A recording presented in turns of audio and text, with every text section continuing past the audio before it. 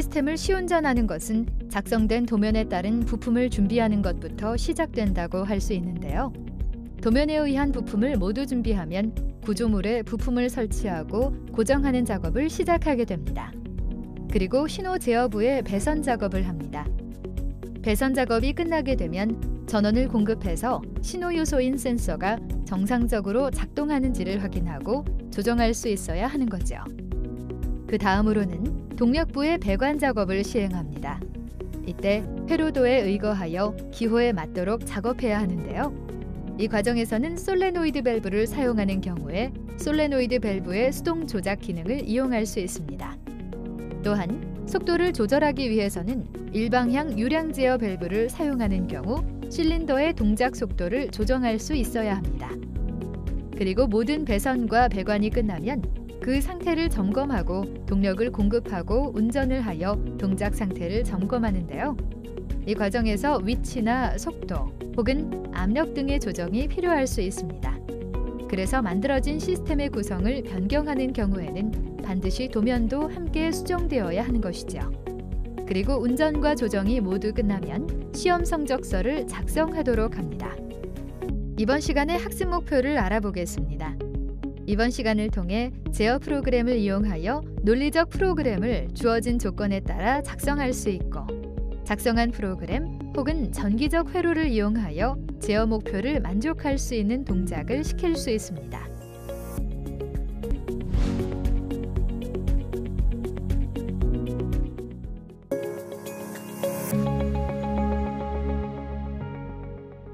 선생님, 제어 판넬의 제어계를 보면 시동, 수동, 연속 작업 이런 것들이 있는데요. 각각의 역할이 궁금하거든요. 네, 제어계에는 시동, 수동 자동 제어, 수동, 자동, 연속 작업, 정지 버튼, 리셋, 비상 정지 이렇게 8가지가 있는데요. 하나씩 설명해 보겠습니다. 먼저 시동은 스타트 스위치인데요. 시동 스위치의 작동으로 제어계가 작업을 시작하게 됩니다. 그리고 수동 자동 제어는 수동이나 자동을 선택하는 스위치인데요. 자동 제어에서 또 테스트 같은 수동 조작이 필요하기 때문에 이 스위치가 있는 것입니다. 그러면 수동과 자동의 특징에는 어떤 것이 있을까요? 네, 수동에서 모든 작업 요소는 또 다른 푸시 버튼으로 움직이게 되는데요. 수동 작업 종류에는 액추에이터를 무작위로 선택하는 것과 자동 작업의 순서를 한 스텝씩 따르는 것이 있습니다. 그리고 수동 작업 중에서 자동 작업이 불가능합니다. 자동에서는 시동만 켜면 작업할 수 있고 단속이나 연속 작업을 선택할 수 있습니다. 혹시 연속 작업을 선택하면 계속 반복해서 작업이 되는 건가요? 그렇습니다. 프로그램이 자체적으로 사이클을 반복해서 작업하게 됩니다. 작업을 중지하려면 정지 버튼을 눌러야 합니다. 그럼 마지막으로 리셋과 비상정지도 말씀해 주세요. 리셋은 말 그대로 초기 위치로 되돌리는 겁니다. 수동 작업을 했거나 비상정지 중에서 액추에이터가 초기 위치로 복귀하지 않는 기능을 사용했을 때 사용하게 됩니다. 비상정지는 잘 아시는 것처럼 비상시에 모든 기계가 즉각적으로 정지하도록 합니다. 그리고 전기장치들은 동력원으로부터 모두 차단되어야 하는 것도 기억하시기 바랍니다.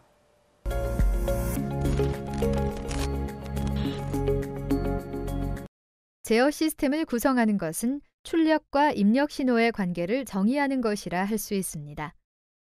하나의 출력을 위한 입력 신호인 조건은 하나이거나 그 이상일 수 있고, 그 조건들은 논리적 기능을 만족한 형태로 구성됩니다.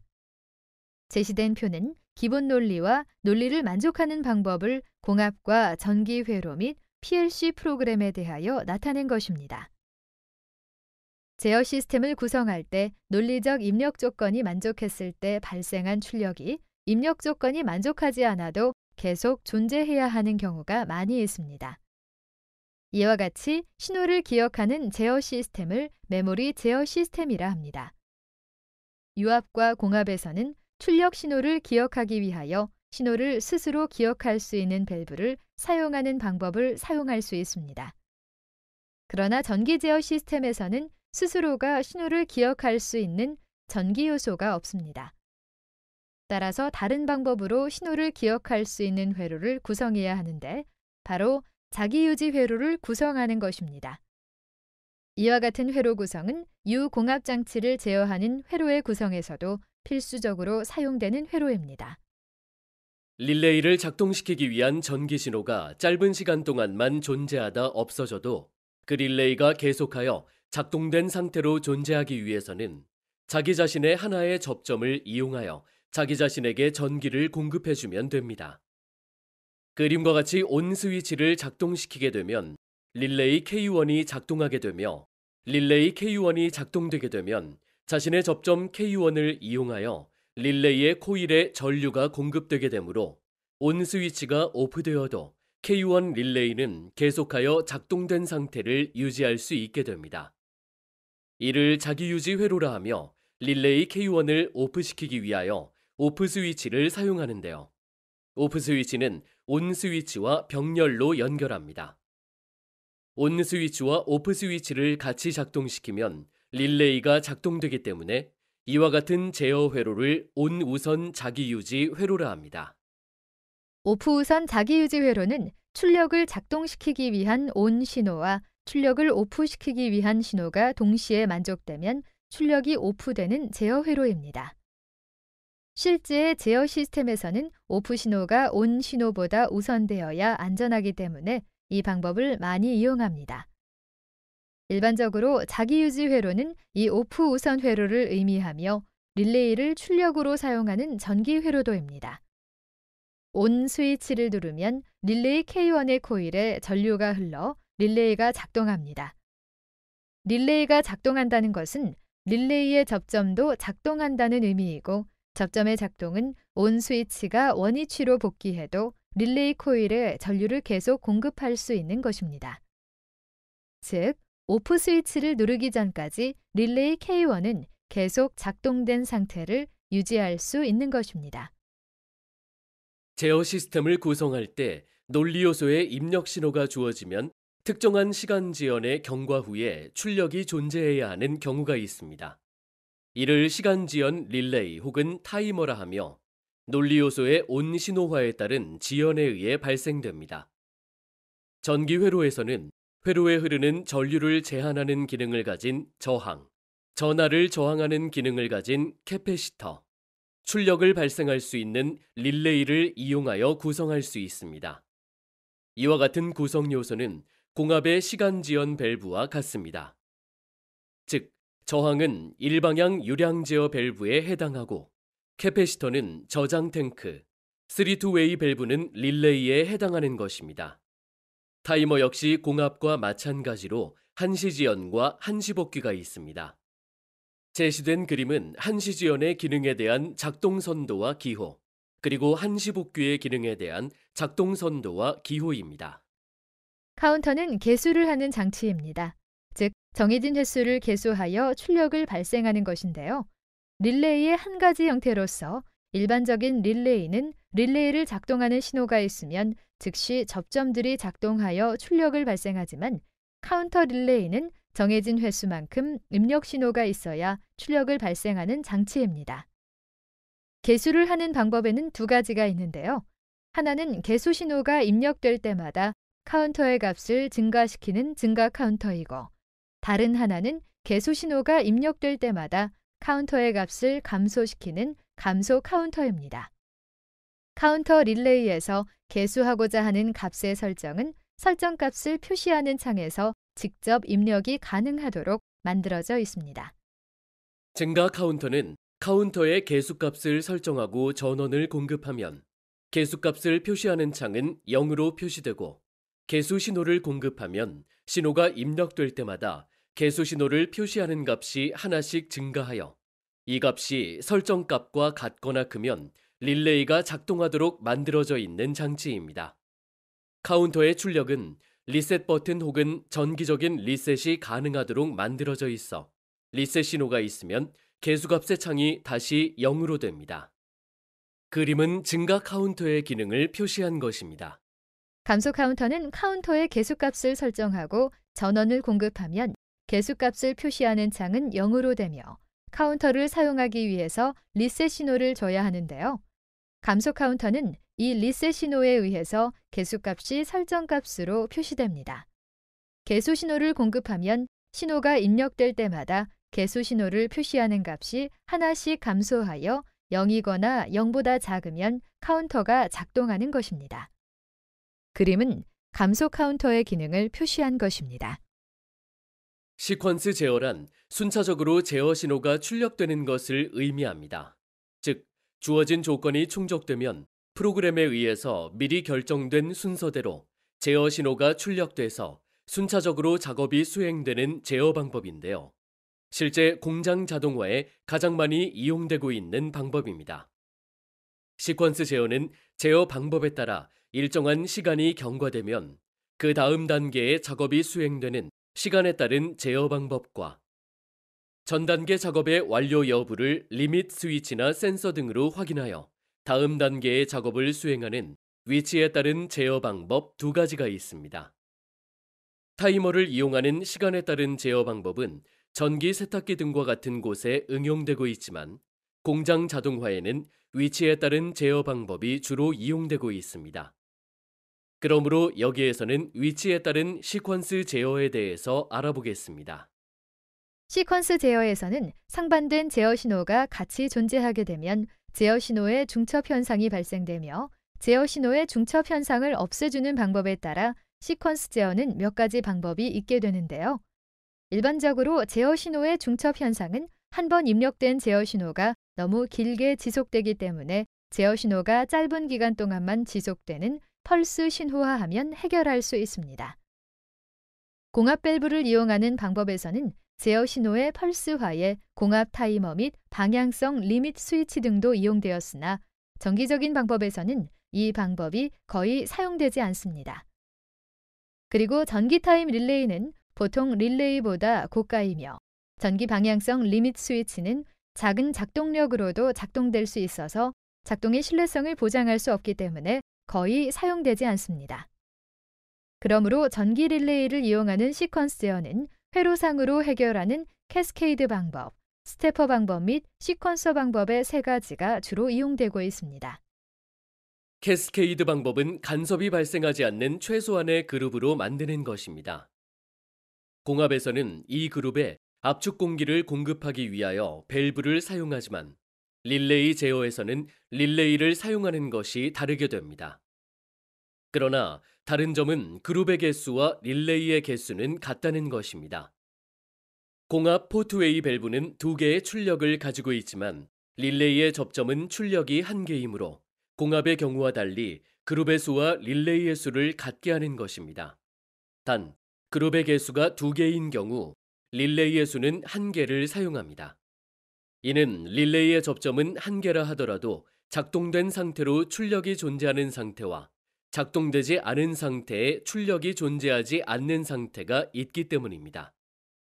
그림은 엠보싱 장치의 제어 회로를 릴레이를 사용하는 캐스케이드 방법으로 회로도를 작성한 것인데요.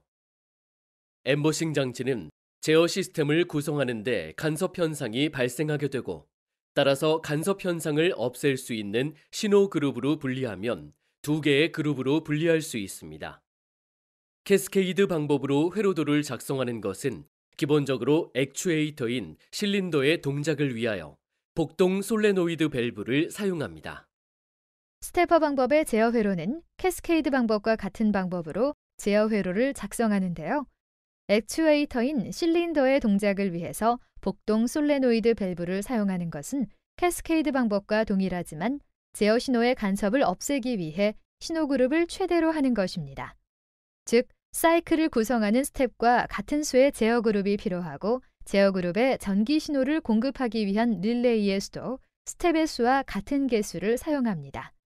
그러나 이 방법은 첫 번째 스텝을 동작시키기 위하여 강제로 마지막 릴레이를 동작시켜야 하고 이를 위하여 별도의 푸시 버튼 스위치인 셋 스위치를 사용합니다. 그림은 엠보싱 장치를 스태퍼 방법으로 회로도를 작성한 것입니다. 시퀀서 제어 회로는 스태퍼 방법과 마찬가지로 신호 그룹의 수를 사이클을 구성하는 스텝의 수만큼으로 합니다. 하지만 실린더를 작동시키기 위하여 단동 솔레노이드 밸브를 사용하는 것이 다른데요. 일반적으로 시퀀스 제어 회로를 구성하는데 많이 사용하는 방법입니다. 그림은 엠보싱 장치를 시퀀서 방법으로 회로도를 작성한 것입니다.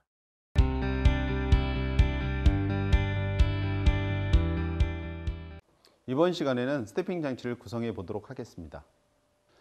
복동 실린더를 사용하여 스태핑 장치를 만들고자 합니다. 실린더는 작업 시작 스위치에 의하여 전진 운동을 하고 전진 운동이 완료되면 즉시 후진 운동을 합니다. 실린더의 전진 운동은 후진 운동이 완료된 것을 확인해야 하고 복동 실린더의 방향 제어를 위하여 단동 솔노이드 밸브를 사용합니다. 구성 준비하기 하겠습니다. 일단 복동 실린더를 설치합니다. 솔노이드 밸브 5-2A 솔노이드 밸브를 설치합니다. 다음은 리미트 스위치를 설치합니다.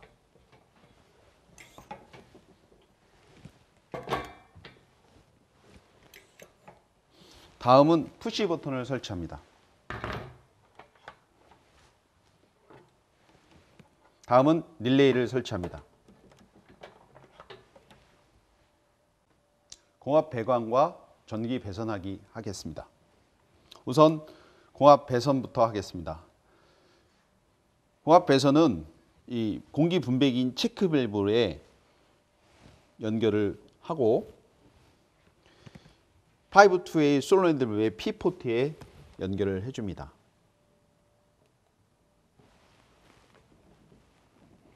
꾹 소리가 누를 때까지 연결해 줍니다. 5-2A 밸브의 그 포트에 보면 마킹이 되어 있습니다. A라고 마킹되어 있고요. 이쪽은 B라고 마킹되어 있습니다. 복동 실린더가 후진을 초기 위치로 봤을 때 A 포트는 항상 실린더의 뒤쪽에 연결을 해줍니다. B 포트는 실린더의 앞쪽에 연결을 합니다. 정상적인 공합 배관이 연결되어 있는지는 서비스 유닛의 셧오프 밸브를 오픈하여 새는지 확인을 합니다. 매뉴얼로 동작 확인을 해볼 수 있습니다. 매뉴얼 스위치를 눌러서 매뉴얼 동작 상태가 이상이 없으면 배관은 정확히 연결이 된 겁니다. 다음은 배선을 연결해 보도록 하겠습니다. 파워 서플라이에 플러스 24V를 공급합니다. 파워 서플라이 0V를 0V에 연결합니다. 이 실선까지는 플러스가 전부 다 연결되어 있는 상태입니다. 이 실선까지는 마이너스 0V가 연결되어 있는 상태입니다. 자, 여기로 연결하려면 결선을 해줘야 됩니다. 이런 식으로. 그래야만 여기 있는 전원도 사용할 수 있습니다. 0V도 마찬가지입니다. 이렇게 연결을 해줘야만 여기도 이렇게 사용할 수 있습니다. 여기까지 연결되어 있는 겁니다. 이걸 끊으면 여기까지만 연결되어 있는 상태입니다. 저희는 여기까지만 사용하도록 하겠습니다. 다음은 첫 번째 라인인 푸시 버튼부터 연결을 해 보도록 하겠습니다. 플러스 24V를 공급받아서 푸시 버튼, C접점 푸시 버튼에 있는 컴에다 일단 플러스를 공급받습니다. 자, A 접점으로 나와서 열린 접점으로 나와서 저희가 리미트 스위치에 컴으로 공통 단자로 들어갑니다. 자, 이 상태에서 이 리미트 스위치는 자기 자신은 열려 있는 상태인데 이 외력에 의해서 붙은 겁니다. 그렇기 때문에 자기 자신인 A 접점 노멀 오픈 포트로 나와서 K2 C접점 컴으로 들어갑니다. 이 상태로 들어간 상태에서 B접점으로 들어가서 K1 릴레이에 플러스 전원으로 공급을 해줍니다. 자, 마지막으로 첫 번째 라인에 0V를 연결을 해줍니다. 릴레이는 극성이 바뀌더라도 동작은 합니다. 하지만 램프가 동작을 안 합니다. 램프는 동작 상태를 디스플레이하기 위한 장치입니다. 자, 다음은 두 번째 라인을 연결해 보도록 하겠습니다. 플러스를 공급받아서 K1 릴레이에 C접점 컴으로 들어갑니다. 그래서 A접점으로 나와서 이 역할은 자기 유지 역할입니다. 그래서 이 포트는 리미트 스위치 NO 쪽이나 K2 릴레이의 컴 쪽이나 이 두 포트 중에 한 군데에 결선이 되면 됩니다. 저희는 리미트 스위치의 NO 포트에 연결해 보도록 하겠습니다. 이 단계까지가 두 번째 라인이 구성이 되었습니다.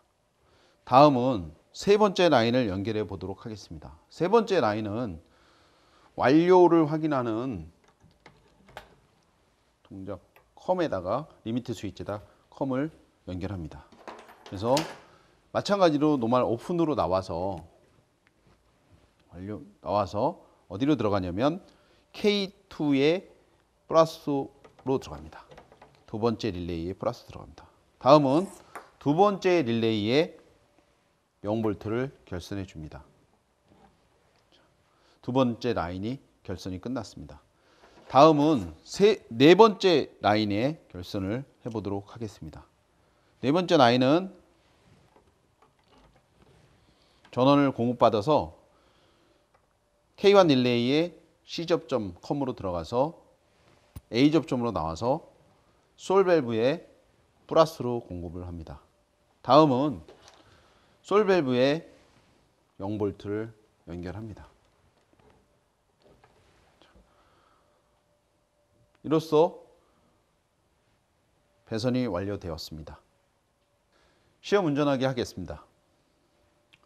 구성된 공압 배관과 전기 배선을 확인하시고 이 파워를 온오프가 있는데 온오프 파워를 온으로 놓고 셧오프 밸브 공기를 확인하시고 크로즈 온을 합니다. 온을 한 상태에서 푸시 버튼을 누르게 되면 동작하는 걸 확인할 수 있습니다. 자, 이 두 번째 리미트 스위치 위치 확인하는 걸 하기 위해서 제거한 상태에서 눌렀을 땐 복귀되지 않습니다. 자, 이 리미트 스위치가 복귀를 확인해 주는 센서입니다. 확인하는 걸 볼 수 있습니다. 자, 다시 한번 눌러서 위치를 확인하신 다음에 자, 이 첫 번째 리미트의 역할은 동작되지 않습니다. 이 스위치와 스타트 스위치가 엔드 조건이 되어야만 스타트가 됩니다. 그걸 확인해 보실 수 있습니다. 스타트만 이건 눌러야 됩니다. 둘 다 동시에 만족을 해야만 동작되는 걸 확인할 수 있습니다. 자, 이렇게 해서 완벽한 시퀀스를 확인할 수 있습니다. 한번 시험 운전이 완료되었습니다. 제어 시스템을 구성하는 것은 출력과 입력 신호의 관계를 정의하는 것이라 할 수 있습니다. 하나의 출력을 위한 입력 신호인 조건은 하나이거나 그 이상일 수 있고 그 조건들은 논리적 기능을 만족한 형태로 구성됩니다.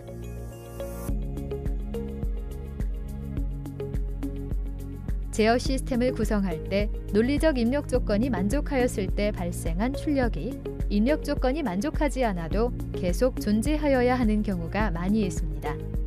이와 같이 신호를 기억하는 제어 시스템을 메모리 제어 시스템이라 합니다. 유압과 공압에서는 출력 신호를 기억하기 위하여 신호를 스스로 기억할 수 있는 밸브를 사용하는 방법을 사용할 수 있습니다. 그러나 전기 제어 시스템에서는 스스로가 신호를 기억할 수 있는 전기 요소가 없습니다.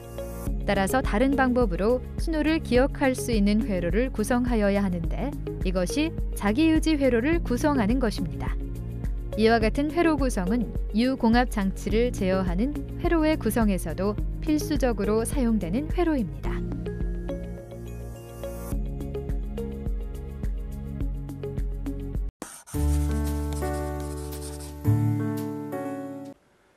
시퀀스 제어 시스템은 여러 개의 액체들이 정해진 순서대로 작동해야 하는 시스템입니다. 이 순서를 지키기 위해서는 많은 센서들을 사용해야 하는데요. 이 센서들의 작동으로 액추에이터가 동작하면서 작동하게 됩니다. 그리고 액추에이터는 센서의 동작으로 작동하게 됩니다. 그런데 이때 하나의 액추에이터 동작에 대해서 서로 반대 동작을 하도록 신호가 발생하기도 합니다. 이것을 제어 신호의 간섭 또는 중첩이라고 합니다. 그래서 제어 회로도를 작성하려면 시스템의 구성 내용을 명확히 하기 위해서 변이 단계 손도를 그려야 합니다. 그리고 어느 곳에서 제어 신호의 간섭 현상이 발생되는지를 찾아냅니다. 그 다음으로 제어 신호의 간섭 현상을 어떻게 제거할 것이냐를 정해야 합니다. 그리고 제어 신호의 중첩 현상을 파악하기 위해서는 리밋 스위치의 작동 상태를 나타내는 제어 손도를 작성해야 하는데요. 리밋 스위치의 제어 손도를 작성하게 되면 같은 실린더에 상반된 제어 신호가 같이 존재하고 있는가를 파악할 수 있습니다. 그렇기 때문에 제어 신호의 간섭 현상을 알 수 있는 것입니다.